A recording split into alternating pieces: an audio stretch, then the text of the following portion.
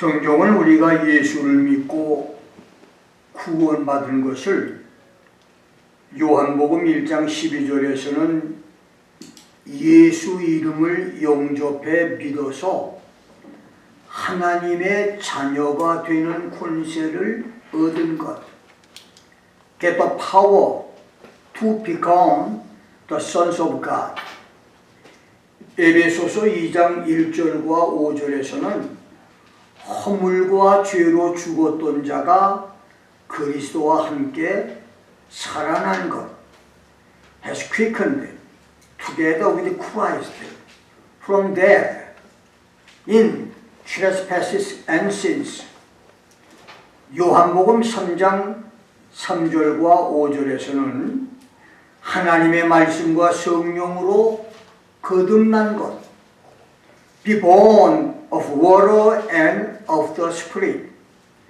요한복음 5장 24절에서는 사망에서 생명으로 옮긴 것, has passed out from death into life. 사도행전 26장 18절에서는 영의 눈이 떠진 것, to open spiritual eyes. 어둠에서 빛으로 옮겨지고 사단의 권세에서 하나님께로 돌아간 것, to turn from darkness to light and from the power of Satan to God. 고린도후서 5장 17절에서는 그리스도 안에서 새로운 피조물이 된 것, become a new creature in Christ. 이전 것은 모두 지나가고 그리스도 예수 안에서 모든 것이 새롭게 된 것. 빌립보서 4장 3절, 계시록 21장 27절에서는 그 이름이 생명책에 기록된 것. His name is in the book of life. 고린도전서 12장 3절에서는 성령을 통해 예수를 구주로 시인하는 것. Everyone who say that Jesus is the Lord by the Holy Spirit. 에베소 1장 13절, 4장 30절에서는 복음을 듣고 믿음으로 약속의 성령으로 인침을 받은 것. We were sealed in Christ with the Holy Spirit of promise. 라고 다양하게 수사적인 표현을 했습니다. 이렇게 여러분과 내가 예수 믿고 구원받은 성도가 되는 것은 놀랍고 신비한 축복입니다. 아멘. 그런 축복 중에서 우리가 예수를 믿고 영접해서 구원 성도가 된 것을 성령이 이마에 인을 친 것, 성령의 인침을 받는 것이라고 표현하는 것은 귀한 말씀입니다. 왜냐하면 전 3년 반의 환란 때 메뚜기처럼 생긴 아마돈 마귀 군대가 전 세계를 떼를 지어 날아다니며 전갈처럼 독침으로 사람들을 쏘고 다닐 때 출애굽 시대에 문과 문설주에 양의 피가 발린 집은 죽음의 사자가 패스오버 그대로 지나갔고, 양의 피가 발리지 않은 집은 사람의 장자에서 짐승의 첫 새끼까지 모두 죽였듯이 성령의 인침을 받지 못한 사람은 한 사람도 예외 없이 아바돈 마귀,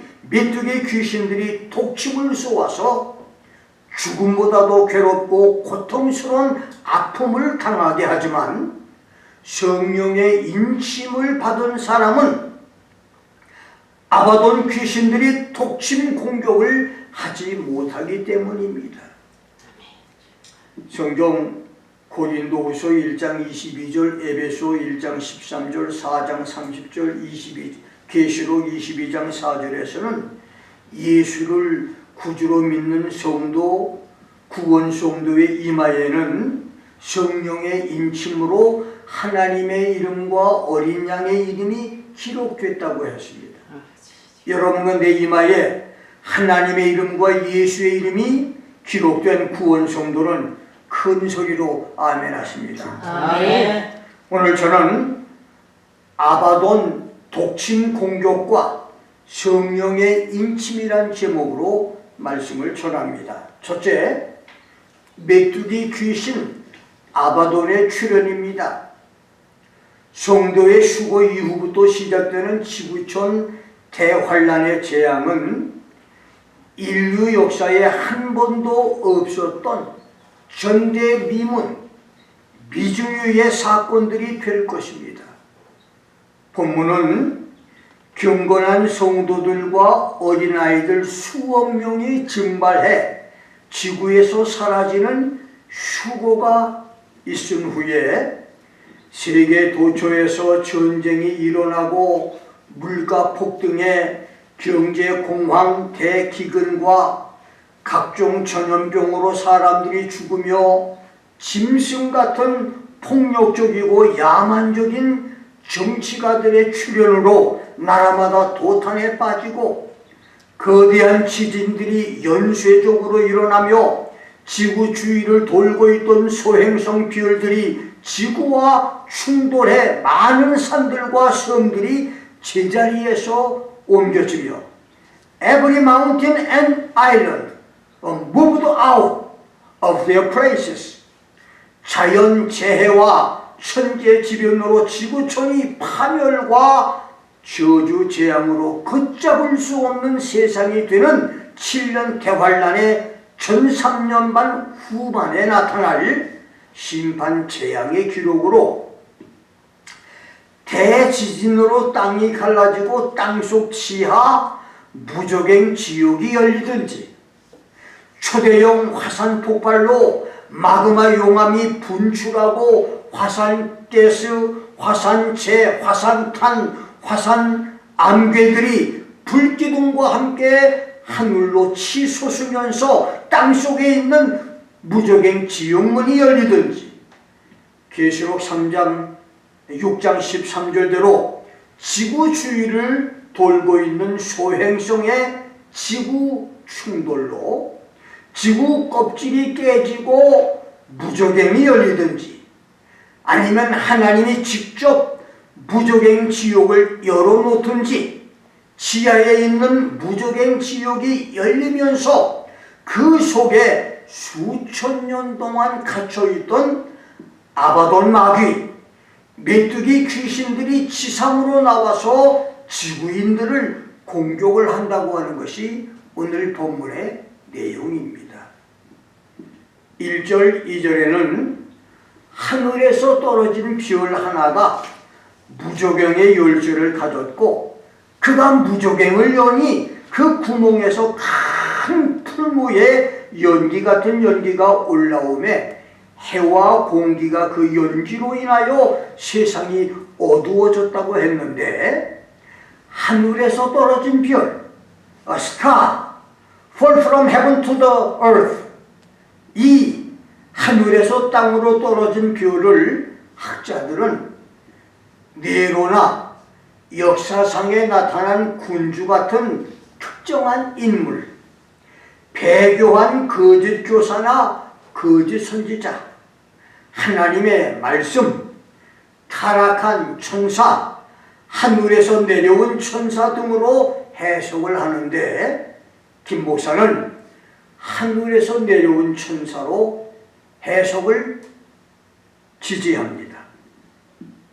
그 이유는 그가 무적행 열쇠를 받았고 그가 무적행을 열었다. To him was given the key of the bottomless pit and he opened the bottomless pit이라고 했으니 그가 거룩하고 믿을만한 천사였기에 하나님께서 그에게 무적행 열쇠를 맡겼을 것이기 때문입니다. 만일 그가 타락한 천사나 악한 사단 마귀였다면 흉악범에게 감방 열쇠를 맡길 수 없고 생선 가게를 고양이에게 맡길 수 없듯 무적행에 갇혀있는 타락한 피조물들, 아바돈 귀신들을 자기 맘대로 모조리 해방시켜서 하나님께 반란을 일으키게 할 수도 있을 것입니다. 그래서 하늘에서 땅으로 떨어진 무적행 열쇠를 받은 별은 하늘에서 내려온 천사라고 보는데, 그래야 본문 전체를 해석하는데 무리가 없습니다. 그가 무적행을 여니 그 구멍에서 솟아나오는 연기로 해와 공기가 어두워졌다고 했으니, 이것은 얇은 달걀 껍질이 깨지고 흰자위도 깨지고 마지막으로 속에 노른자가 깨져 흘러나오듯이 대지진이나 초대형 화산 분화나 소행성 지구 충돌로 얇은 지구 껍질이 깨지고 거대한 구멍이 생기면서 지하 땅속 깊은 곳에 있는 무적행 불지옥의 한 부분이 열리고 마그마 용암과 화산재와 화산가스가 화산 암괴들이 온 세상을 뒤덮어서 어둡게 할 것을 의미합니다.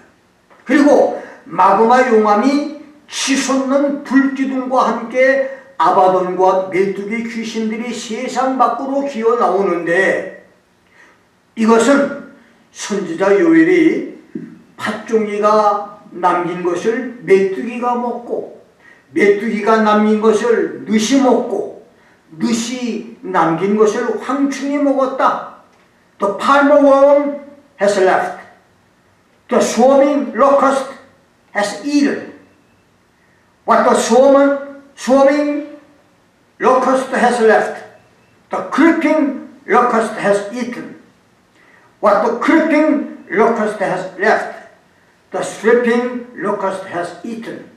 라고 함으로써 요엘 당시 4번에 걸쳐 이스라엘의 밀과 보리, 곡식과 포도나무, 감람나무, 석류나무, 종려나무 등 모든 경작물에 치명적인 손상을 주었고, 심지어 하나님께 드릴 제물마저 끊어지게 했던 생물학적 메뚜기 재앙을 거론하면서 아수르의 이스라엘 침탈과 괴멸을 군사적인 메뚜기로 비유해서 이스라엘의 회개를 촉구했는데, 장차 지구촌에 나타난 메뚜기 귀신도 멸망에 가까운 인류의 회개를 촉구하기 위해서 보내는 도구라고 하는 말씀입니다. 팥종이와 메뚜기, 늑과 황충의 히브리어 가잠, 아리빼, 얄레크, 하실은 메뚜기를 가리키는 다른 어원으로 메뚜기의 특성을 나타낸 이름들인데, 팥종이의 가잠은 자른다, 풀이나 나무를 잘라 먹는다고 하는 뜻이고, 메뚜기의 아리빼는 많은 떼를 의미하며 한두 마리가 아니고 수많은 무리로 요엘 당시 메뚜기가 한번 지나가면 그 메뚜기의 폭은 약 300m나 되고 길이는 6km 정도로 메뚜기 떼가 지나가면 해를 가려서 어두워질 정도였고, 2, 3년 전에 중국의 곡창지대를 뒤덮었던 메뚜기 떼는 수조억 마리로서 이것을 없애기 위해서 중국 당국이 10만 마리 오리를 내보내서 잡아먹게 만들었는데 택도 없었습니다. 어마어마한 메뚜기 떼가 오니까 10만 마리의 오리를 풀어서 메뚜기를 잡아먹게 했어도 그 메뚜기를 없앨 수가 없어서 엄청난 피해를 입은 사실이 2, 3년 전에 중국에서 있었습니다. 그 다음 느세, 얄레크는 급하게 갉아먹는 모습을 가리키고, 황충의 하실은 끝장을 낸다, 거덜낸다는 뜻입니다.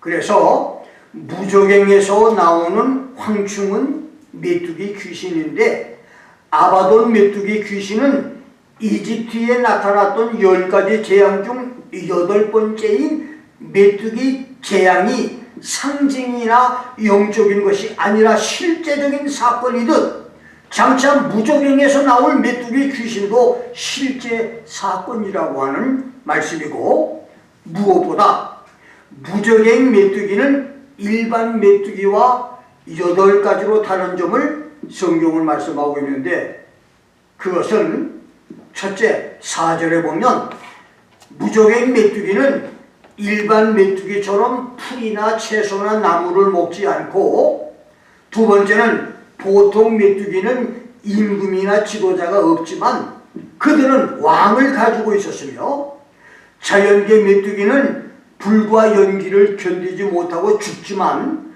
무적행 메뚜기 귀신은 무적행의 불과 연기에도 견뎌내는 존재이며, 일반 메뚜기는 무적행에 들어갈 수가 없는데 메뚜기 귀신들은 현재 자신들의 죄 때문에 특별 지역인 황천 지옥에 수천 년 동안 감금돼 있으며, 일반 메뚜기는 숫자에 상관없이 사람들이 죽여서 없앨 수가 있지만 메뚜기 귀신은 영적인 존재이기 때문에 죽음의 존재인 사람이 죽이거나 파멸하지 못합니다. 앞으로 메뚜기 귀신이 지구를 공격할 때에 피해를 당한 인간들이 모든 첨단 무기를 동원해서 공격을 하겠지만 무의로 돌아갈 것입니다.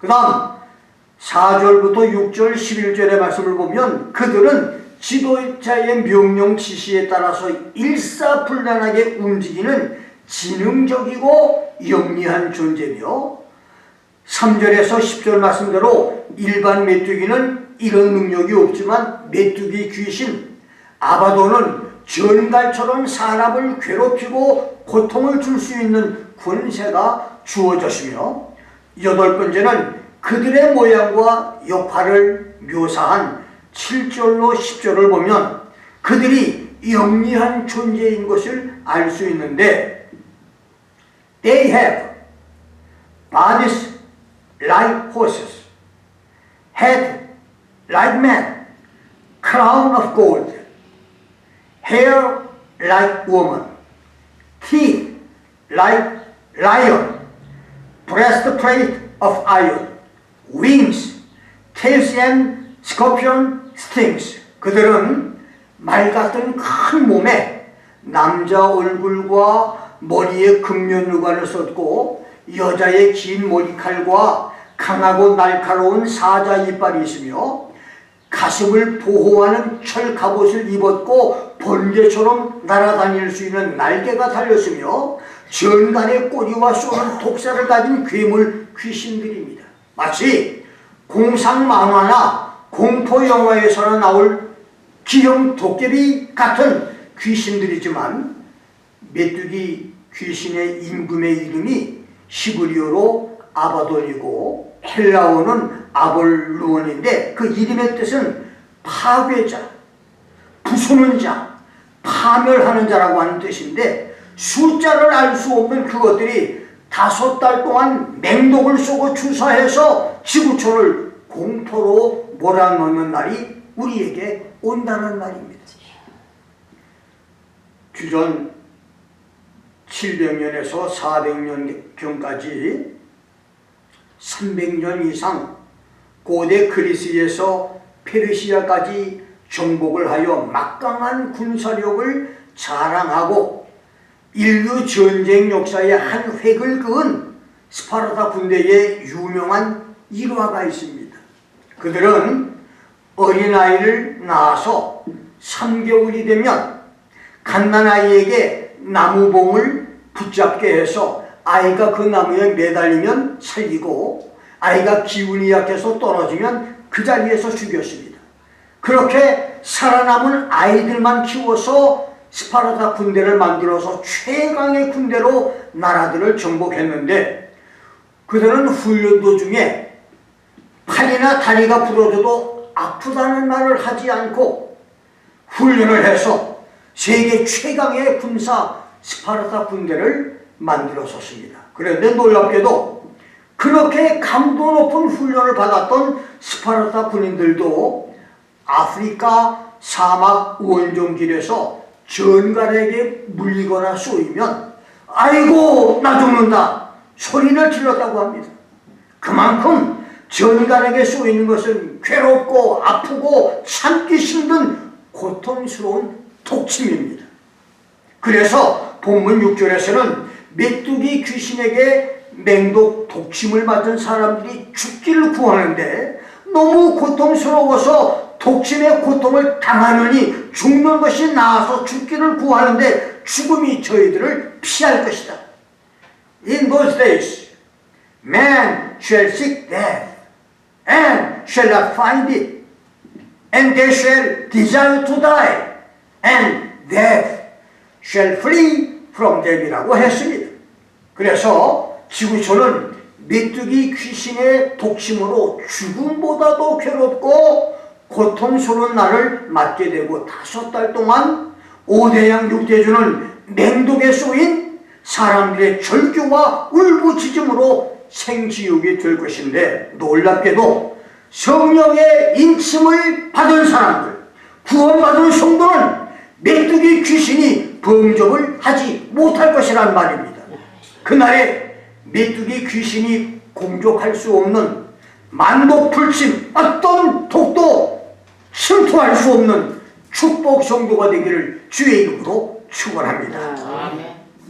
두 번째, 성령의 인침입니다. 나는 어렸을 때 특별한 체질로 온나무 근처만 가도 옷에 걸려서 많은 고생을 했었고, 1980년대까지도 성전 부지에 나무를 자르거나 잔디를 깎다가 포이즌 아이비를 만졌다가 풀독으로 수년 동안 해마다 큰 고생을 했었는데, 2002년 이후 주기도문교회 성전 부지에서는 하나님의 은혜로 풀독에 걸리는 일이 거의 없어졌고, 포이즌 아이비에 걸려도 가볍게 지나가고, 집사람은 정원이나 뒤뜰밭에 잠깐 나가도 모기에게 헌혈을 많이 하는데, 나는 모기가 계피 냄새를 싫어한다고 하는 것을 알고 커피에 시나몬 계피를 넣어서 마셔서인지 모기들이 우글대는 잔디나 밭에서 일을 해도 모기들이 내 주위를 빙빙 돌다가 슬슬 피해가는 것을 보는데 참 신기할 정도입니다. 본문에서 요한은 5대양 6대주를 동해 번쩍 서해 번쩍 신출 귀몰 자유자재로 빛의 속도로 날아다니며 인간들의 공격들을 무의로 돌리면서 독침 공격으로 죽음보다도 무서운 고통을 주는 아바돈 귀신들이 공격을 하지 못할 사람들이 있다고 했는데, 그러면 왜 어째서 하나님은 대환란의 재앙에서 사람들이 메뚜기 독침을 맞게 하는 것이며, 그리고 대환란의 심판 저주에서 메뚜기 전갈 독침을 맞지 않을 사람들이 누구입니까? 하나님이 지구촌 사람들을 메뚜기 귀신에게 독침을 맞게 하는 것은 첫째, 진짜 성도와 가짜 교인을 구별하시려고 하는 이유입니다. 메뚜기 귀신 공격이 있을 대환란 때 지구촌에 살아있게 될 사람은 예수를 구주로 믿지 않은 사람들과 교회 생활을 했지만 잘못된 신앙생활로 휴거에 실패한 교인들과 마태복음 24장 45절로 48절대로 환란 때에 특별한 사명을 감당할 자로 남겨두신 성도들이 있는데, 하나님은 진짜 성도인지 가짜 교인인지를 알려주기 위해서 아바돈 마귀떼들을 무적행에서 끌어내서 독침으로 지구촌을 공포의 도가니로 만든다는 것입니다. 그 말에 메뚜기 귀신 독침은 진짜 교인과 가짜 교인을 구별해 낼 것입니다. 지금은 이 사람이 진짜 성도고 저 사람은 가짜다 구분을 못합니다. 그런데 그날에는 메뚜기 귀신이 귀신처럼 알고 입맞지 않은 사람, 구원받지 않은 사람은 정확하게 찾아가서 독침을 쏜다는 얘기입니다. 그래서 지구촌의 모든 사람 가운데 어떤 사람이 구원받았는지, 어떤 사람이 진짜 성도인지, 어떤 사람이 가짜인지를 알게 하신다는 말입니다. 두 번째는 계시록 7장 3절, 14장 1절로 5절 말씀대로 이마에 하나님의 인을 맞은 유대인 전도자 14만 4천을 환란에서 보호해 산채로 하늘로 데려가려는 휴거의 이유에서입니다. 세 번째는 메뚜기 독침 공격을 통해서 한 사람이라도 더 죄를 회개하고 구원받게 하시려는 목적입니다. 그날에 메뚜기 독침은 회개의 기회입니다. 예수를 잘 믿었다고 생각했는데 어느 날 갑자기 이 메뚜기 귀신이 찾아와서 독침을 쏜다면 그 사람은 분명히 구원받지 못하는 사람입니다. 성령의 인을 받지 못하는 사람이에요. 그래서 이 독침의 속에서 고통을 당한다 할지라도 회개할 기회를 하나님이 주어서 구원을 받게 하려고 하나님이 그렇게 하신다는 거예요. 그날에 신앙 실패자에게도 회개 기회가 될 것이고 불신자에게는 예수 믿을 기회가 될 것입니다. 여기서 돌이키지 않으면 아바돈 전갈 독침보다 천만배 억만배 더 무서운 지옥의 고통이 있을 것입니다. 그렇습니다. 그날에 메뚜기 독침은 진짜와 가짜를 가려내는 바로메터입니다. 오랜 교회 생활로 집사, 장로, 권사, 선교사, 목사가 됐다 할지라도 메뚜기 독침을 나눈다면 회개해야 됩니다. 그는 이마에 성령의 인침이 없는 사람입니다. 구원 성도가 아니라는 말입니다. 이제 마지막으로 성령의 인침을 받을 것입니다.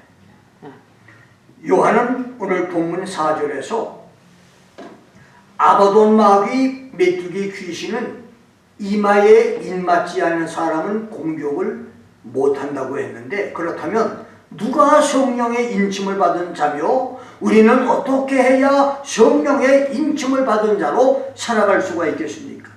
첫째, 성령의 인침을 받은 자, 하나님이 인을 친 사람은 첫째, 생명을 바쳐 하나님의 성전을 사랑하는 사람입니다. 아멘. 바벨론 포로에서 70년 만에 본토로 돌아온 사람들의 소원은 무너진 여호와의 성전을 재건하는 것이었습니다. 그래서 그들은 예루살렘에 도착하자마자 야심차게 성전 건축 착공을 시작을 합니다.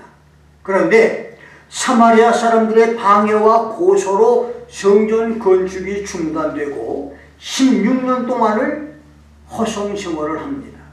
그러다가 선지자 학개와 스가랴의 설교를 듣고 충족을 받은 총독 스룹바벨이 16년 만에 모든 위험을 무릅쓰고 성전 건축을 시작해서 4년 만에 성전 건축을 끝냅니다. 그때 하나님께서 스룹바벨에게 그날에 내가 너를 취하고 너로 인장 반지를 삼겠다. In that days I will make you as a signet ring, for I have chosen you 라고 말씀했습니다. 미국이 결국 400년 만에 세계 제1의 부자 나라, 군사 초강국, 백수 아메리카나가 된 것은 맨손으로 미국을 시작한 총교도들이 제일 먼저 하나님의 성전을 지어서 하나님을 섬겼기 때문입니다. 1900년대에 독립한 40여 개의 나라에서 유일하게 세계 10대 경제대국과 살기 좋은 선진국이 된 한국은 지난 7, 80년 동안 한국 성도들이 교회를 사랑하고 하나님을 잘 섬겼기 때문입니다. 그래서 앞으로도 미국과 한국이, 여러분과 내가 하나님의 보호와 축복을 받을 수 있는 것은 하나님을 사랑하고 성전을 사랑할 때인 것입니다. 성전을 사랑하되 진심으로 전심으로 사랑할 수 있기를 주의 이름으로 축원합니다. 아멘. 어느 날 교회에 두 사람의 장로가 장립됐습니다. 두 사람은 여러 면에서 서로 다른 모습을 보였습니다. 한 장로는 무슨 일을 하든지 드러내놓고 하며 칭찬받기를 좋아했고, 다른 장로는 있는 듯 없는 듯 늘 숨어서 교회 봉사를 하면서 살았습니다. 어느새 세월은 흘러 두 장로는 80평생을 마치게 됩니다. 천사는 먼저 칭찬받기 좋아하는 장로를 데리러 갔습니다. 이 장로는 3마리 말에 여러 상자를 나누어 싣고 교회 청년과 악대를 손으로 내세우고 요단강을 향하여 갔습니다. 그가 천국과 지옥의 분기점에 도달했을 때 문지기는 장로의 의리의리한 행렬에 감동되어서 간단한 검문 후에 천당길로 인도를 했습니다. 그런데 천당 입구에서 마지막 검사를 하려고 상자 속을 열어보니 아주 고약한 냄새가 났습니다. 그러자 천사는 화를 내며 장로를 지옥으로 보냈습니다. 그 다음 숨어서 봉사하기를 좋아했던 장로도 천사의 인도를 받아 천당과 지옥의 갈림길에 도착을 했습니다. 그러자 문지기가 장로에게 물었어요. 자랑할 것이 있느냐? 장로는 내놓을 것이 아무것도 없다고 대답했습니다. 문지기가 장로의 몸을 검사하려고 옷에 맨 띠를 풀자 그의 몸에서 향기가 발하였고 찬란한 광채가 눈을 부시게 했습니다. 장로는 자나깨나 오직 예수님의 영광만을 구했기에 예수님의 광채가 그의 몸에 배었던 것입니다. 이러한 광경을 본 천사들은 너무너무 기뻐서 그 장로를 천국으로 안내를 했다는 것입니다. 주님의 성전을 온 마음으로 진심으로 사랑하는 성령의 인침받은 성도로 살기를 주의 이름으로 축원합니다. 두 번째는 믿음으로 된 의를 인침받는 사람입니다. 로마서 4장 11절에서 바울은 아브라함이 할례를 받은 것은 그의 믿음으로 된 의가 인침을 받은 것이라고 했습니다. 그렇습니다. 아브라함은 자기 몸과 사라의 태가 죽은 것 같음을 알면서도 하나님의 약속을 의심치 않고 오히려 믿음이 견고해져서 하나님께 영광을 돌렸는데 그 믿음이 하나님께 인침을 받았다. 하나님께 인정을 받고 할례를 받게 됐다는 얘기입니다. 여러분의 믿음도 하나님께 인정을 받고 인침받는 놀라운 믿음이 되기를 주의 이름으로 축원합니다. 인간의 두뇌는 약 125개의 뇌세포로 구성이 되어 있습니다. 그 세포들은 기억을 저장할 수 있는 능력을 가지고 있습니다. 카나다의 한 유명한 신경외과 의사는 우리의 인식 속으로 들어온 것은 무엇이든지 세밀하게 기록되고 뇌 속에 저장되어 필요할 때마다 그것을 기억하게 할 수 있다고 말했는데, 만일 우리가 구원받지 못했다면, 우리 속에 성령의 인침이 없다면 하나님의 심판의 날 법정에서 우리 삶의 기록이 그대로 재생될 때 여러분은 어떻게 하시겠습니까? 날마다의 우리 삶이 모든 기록은 세밀하고 정확하게 기록되어 있으며 결코 지워지지 않습니다. 그리고 심판의 날에는 아무도 자신을 변명하거나 변호할 수가 없습니다.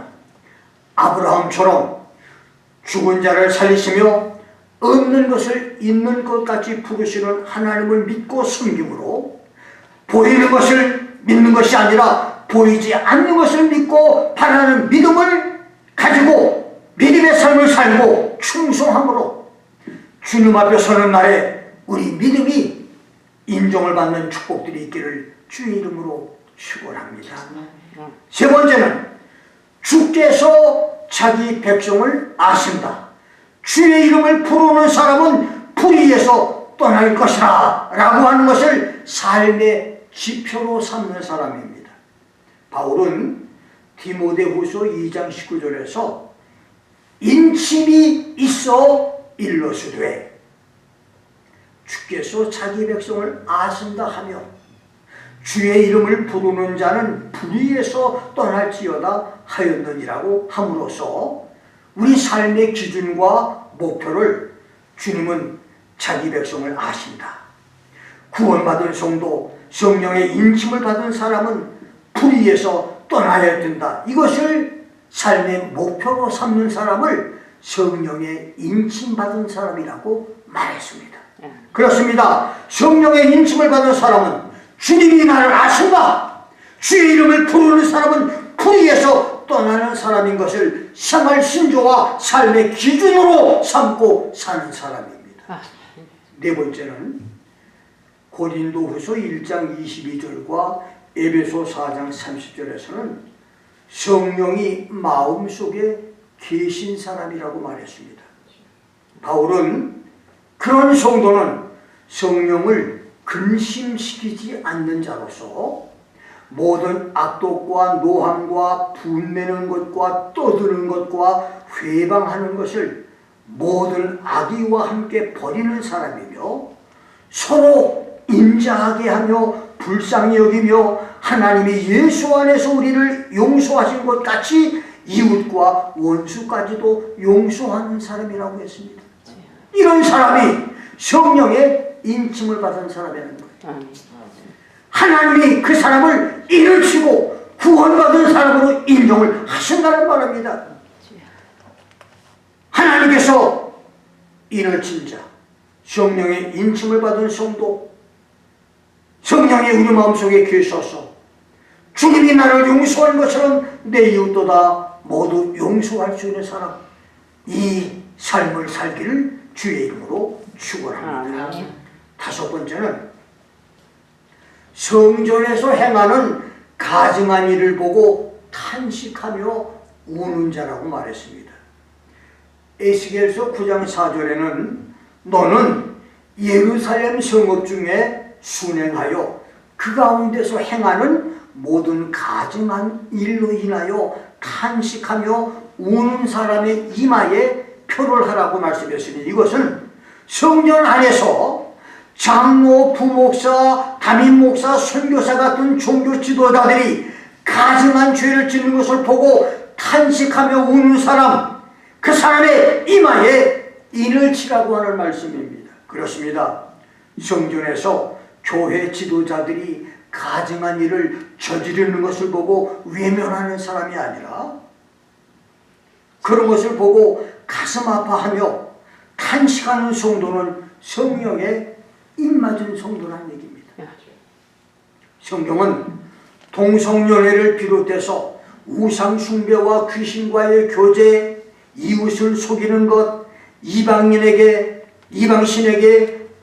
드리는 이방신의 우상들, 적그리스도 숭배, 근진상단, 마술, 가면과 음란, 이웃을 억누르거나 억압하는 것, 인신제사, 도적질 등 하나님 앞에 가증한 것을 31가지를 기록했는데 오늘 지구촌 교회와 지도자들이 저지르는 가증한 일이 얼마나 많습니까? 그들을 보고 울고 탄식하며 그들을 대신해서 회개하는 성도들이 바로 성령의 인침을 받은 성도란 말입니다. 아멘. 오늘 우리 한국 기독교는 참 기로에 서 있습니다. 수많은 목사들이 좌파 공산주의 사상에 물들여서 공공연하게 공산주의를 찬양하는 그런 모습들이 지금 나오고 있습니다. 수많은 사람들이 WCC에 가입되고 수많은 사람들이 죄악 가운데 살고 있습니다. 이것을 보고 정죄하는 것이 아니라 그들을 보고 불쌍히 여기며 탄식하며 울고 하나님께 호소하는 사람, 이 사람이 바로 하나님께서 성령의 기름 부음을 주신 사람이고 성령의 일을 친 사람이라고 말씀을 했습니다. 마지막 6번째, 하늘에서 오신 예수님의 증거를 받는 사람이 성령의 인침을 받은 사람입니다. 요한복음 3장 31절로 33절에서 예수님은 하늘에서 온 자, He who comes from heaven, 하늘에서 온 자인 자신의 증거를 받아들이는 사람은 하나님을 참되시다 하여 인을 쳤다 라고 했습니다. 여러분, 서류에 도장을 찍거나 사인을 하는 것은 이제부터 이 집과 가게와 자동차가 나의 소유가 된다고 하는 것인데, 사인은 파는 사람, 판매자와 사는 사람, 구매자의 양자 사인, 두 사람 사인이 있어야 효과가 있습니다. 한 사람만 사인하면 그 사인은 부족합니다.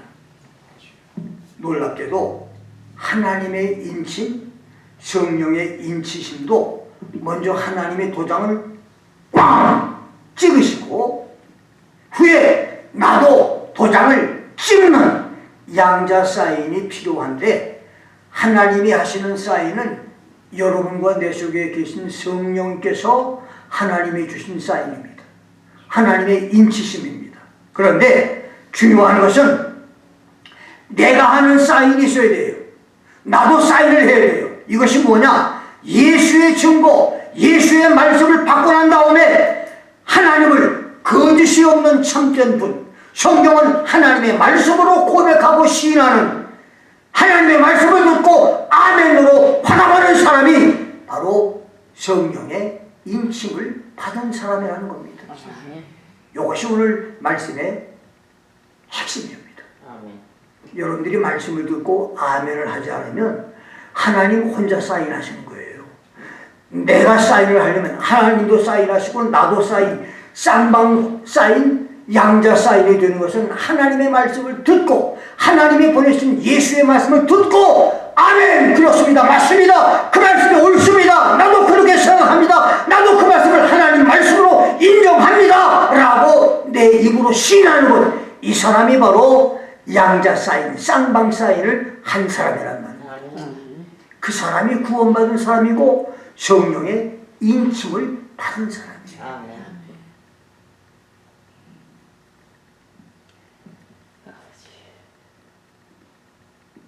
인침의 사인은 하나님이 사인하시고 내가 사인하는, 쌍방 사인이 더 확실한 사인, 인침이 됩니다. 만일 하나님의 성령을 보내셔서 인을 치셨는데 내가 그것을 거절한다면 사인의 효력이 없을 겁니다. 그러므로 하나님이 보내신 예수의 말씀을 듣고 아멘으로 받아들이는 사람은 쌍방 사인의 성도, 양방 인침의 성도가 될 것입니다. 말씀을 듣고 아멘도 하지 않은 사람은 미안하지만 하나님은 혼자 사인하신 거예요. 여러분은 사인을 안 한 거예요. 반만 한 거예요. 그래서 여러분과 나는 말씀을 들을 때마다 아멘으로 화답해서 하나님도 사인을 하시고 나도 사인을 해서 양자 사인을 통해서 완전히 성령의 인치심이 우리 삶 속에 있어야 된다는 말입니다. 여러분과 나의 삶이 말씀을 들을 때마다 아멘으로 화답해서 영광 돌리는 승리와 축복의 역사들이 계시기를 주의 이름으로 축원합니다. 살아계신 아버지 고맙습니다. 오늘